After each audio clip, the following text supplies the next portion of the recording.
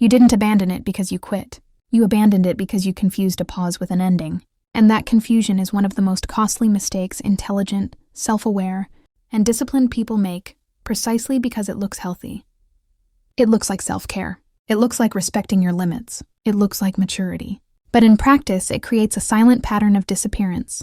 Not a dramatic vanishing, but a gradual distancing that slowly corrodes habits, projects, and even the trust you have in yourself. Almost no one talks about this, because no one likes to admit they stopped without deciding to stop.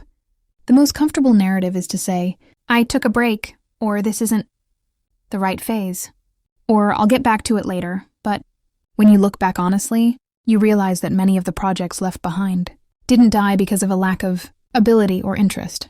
They died because at some point, you stepped away and never came back in the same way. There was no official ending. There was silence. The problem isn't pausing. Pausing is necessary. The problem is how the brain interprets a pause when it isn't accompanied by a minimal gesture of continuity. For the brain, conscious rest and total absence are not the same thing. Rest maintains a bond. Absence breaks the bond.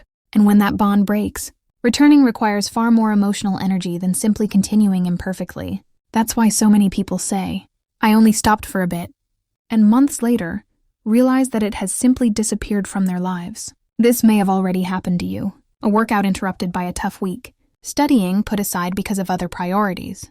A personal project you decided not to touch until you had more time. Everything seemed reasonable. Nothing felt serious. And precisely because of that, you didn't react. The mistake wasn't pausing. The mistake was leaving no trace while you paused.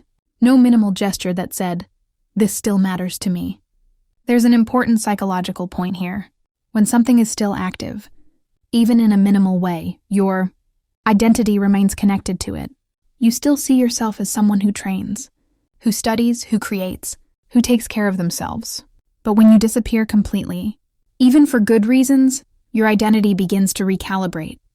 The brain is economical. It interprets patterns, not intentions. If you don't show up, it records absence. And repeated absence becomes who you believe you are. The climax of this process happens when you try to return. Not on the first day, but after some time has passed. The idea of going back comes with a strange weight. It's not desire, it's pressure. The feeling that now it would have to be done the right way, better than before, more consistent. And that weight doesn't come from the habit itself. It comes from the accumulated guilt of having disappeared. The longer the gap, the heavier the weight. The heavier the weight, the greater the chance you'll postpone again. Ironically, disciplined people suffer more from this because they hold themselves to a high standard. They don't like doing things halfway. So when they realize they can't maintain the ideal level, they prefer to stop rather than do it poorly. What looks like healthy self-demand, in practice, becomes a rupture. And the brain doesn't interpret that as care. It interprets it as disengagement. Rest turns into abandonment without anyone noticing the exact moment it happened. The shift begins when you change the internal question. Instead of, when will I really get back to it?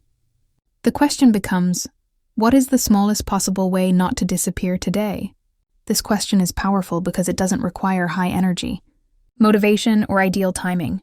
It only requires a decision. A decision to maintain contact, a minimal gesture, opening the file, reading one page, sending one message, thinking for 2 minutes. Not to move forward, but to keep it alive.